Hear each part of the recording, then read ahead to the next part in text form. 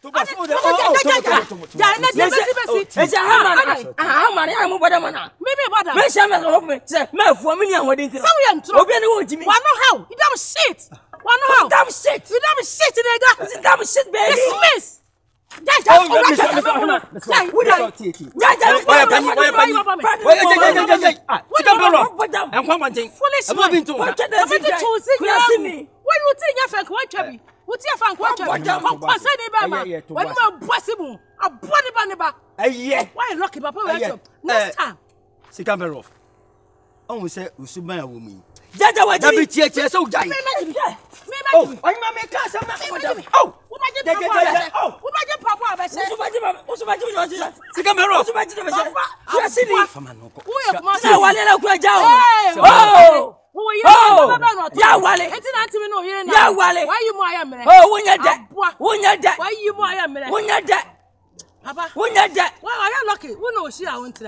can me yen come to Tunisina. I see in you. But I bet you sitting in additive.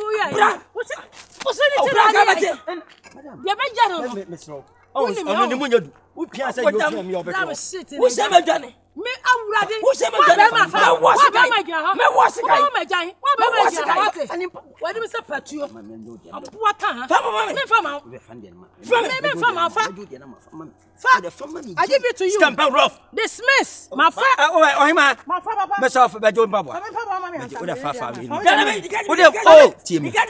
Oh, team. Why? Team. Why, man?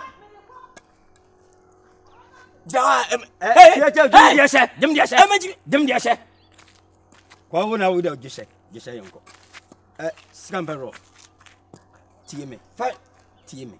Usubenya odi go krum sesa on say mai die ya odi ye mi te se so Hey, wo den dia atwam ya kan wi na we so e te we nya atwam we nya last month asem anya this month dada bi me ya bone a chance na ho asema bo wo de na chance na mo nya asem na ya ye den ah ya ye bone ne ye den na so wo di ye den ah na bone ye dia ne ye di wo mo fe wanyini wudi kura da wo so ye Scamper rough eti ne ma bi wa enu kwa sa wo ye esa no wudi ne ba fomo se na mi di ba fa na mi di wan ah kuro ye boy Scamper rough enkwala nyina ani bese dana wa wajimi mama gade wajimi ti obiaro Scamper rough mami wo ya kama pa mamba ye do ni kwin di wajimi kamnya kampe pa o eti me kama ona ah me ma won san kwaka ah na baba we ya kwaka ye kwasa o de same oh tete me na we na da me makum me dem ti fa so ma de me ti me nsa oda na ma fa ma ba wan de obo akwa me bo de sisi eti we ti ma kwaka ah kali oh wajimi ntana kama kama asembo sa ah ye me ska ka bia friend me ya no mo friend sisi o jibi wo fo se kali on ko se me ah ne fo no kali we ase obi fum kuma obi fum ya ene ye won pa no si de ne ati anyu eye Scamper rough o da sem bia to me eye won ni ntawanta ya wo ni nte na we ase de ye funu ji ane me mesro me tu nkotwere de da na mo fo don tena ku yi sanse afani afanka ne kire bonto si ni mefa dabi da ne die ti si no ni sanka nyina ese wasakra wajai ti mesro yifru na fo do bodum ni afa ni adon tena ku yi ajado yifru mo no ya na nafo emom die obetumi aka ho na so mo ne niam aye shempa ne kura ndie Scamper rough enema bi wo ho enye won se mpanifo se de nto aduro no ensa mutimi nsa nkodu won keka nsam no nsa mabi me nam ho wo se me ye baifo woni ofa ne so oni makoshi aduro so sa asam ne nya no kura wa na woka na me ba se tutum ba ye mame kada na me boniked na nko tutu de wo mitiri ma ya ase me to ase nyina na nko tutu mame afa na ase bibia ase ni ho busare sa asam na woka na na kura se wono se bibia ni mo onko keka me ho nsem bio mama chichi bibi wo ho ma oh bibi for bibi sia no boantem oh bibi ase yara munim siesi fa yon ko fa onu bi fa yon ko na udo obi a ya me ka cho hwe me do man nante bedu hwe mfere do se 5 years na me fun just 1 month ya na bufu ye jimi o say di ata o mi na te me de kasem oh yana mu fi papa ni nyina ngbo na kaka na me ya woni ya ana be ja kasem empo na nsan kwa mfemi enyamia na ebe yi mbo ni bi na wamu ti sofo a bi ko hia no se va no che dua wana abompa ya mama she say me da bi say me da mada afi go fun wa je fitiri to I free ba free they say they oh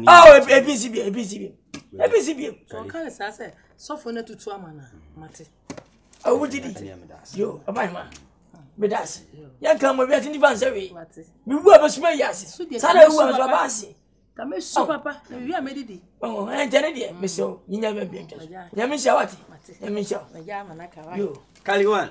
That me das say o ti why. Ya da nyame ase. E ma de o ma dun so bi o so ta sentem be ma ko be twa che manson ye. ma ji mo de Ndi say de wajai. oh ma ja say o se bodene boda mpa ko mpa se kaka we we To basa ko kembu. oh na we woni jimana So you can message you. o de jimo Message sa. na ka ma We are sure. wanya na ka bo ma wie no na ma ka bo biti mama kali Scupper off. baka mi to ma ganya ne Akafe. Me de na what you be si ho. Me bon pa ya manyame ato ngwam. hey abra ne Top key. Yanko. Una ojono. Avere wani maguyasio. Una ojono. Zeni viasitie. Una ojono. Avere wani maguyasio. Una ojono. Zeni viasitie. Munzo zonga. Noviano azemo. Enena mediaba. Ebi achina na osodia na mo. Onimpa mama pa mine. Na ya me sentu magufi. ya ncha obro nyama anduru wa Ena fi ye wa ha. hwe maba obi abro nyai enya kwa nni achi afi abro nyai kaka na aba no ana ma ya se jima ni san ni ye twa bronya oh me ko Na yan two way. That me fa be na ni entrance. ah ko chai bra wa ha eh never so bada bay Scamper. attention bada bay Kwadu. atu Wasibo. na what One said that. Wasibo. That is it. No matter by. wa bada bay Me enu ala dwena be te hwim. heri tre won gene Amba ko nyini. wa tu kwa nyini Wasibo.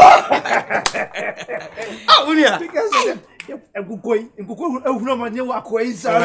Wasibo. Nkukoi ehuna manye wa isa no pe. yeah That is it. Ah, unia. Scamper off. minia The mobile for one. wo bo do that wa ba dia aba cha me dia scam sen Amamre. fa kwa cha coach e coach so na we den chama ahunia ne hu na che They said they're doing that. Manyini. The what you said. Onu ohun se ni de ni bo. Onu ohun mi o se ma konyina kwantu. sabe me na manyina kura so wo anyina kura kesi wo nyina ko to mu sa wu ntam Emum. We na man fa yare ne ba. Ma ba na ayi. Hey, be there, man. Now we there. oh is it pia ba yu nya nchama na be chia Ya be che.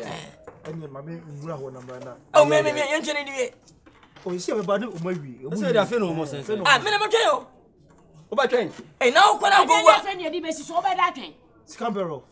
Mama fa yim ra na me fa bintu. eh me na me self afa na was ko di dia anya me yo Mama fa bintu mo eh da be me twen Afa no mo de be si ja so. eh O ba trans ya atwen. eh na ko pra wo ya be nya bi di me na me ti ma di ne yo Scupper off. ni pa nye ah we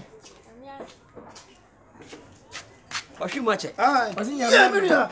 Na ko ko there. O ba ni bia ni. wasi nya Awale se ya prokasi. Prokasi ma brabo ya. Egusu a oh papa. mo na ntika krai Ah, we there. me na me twa didi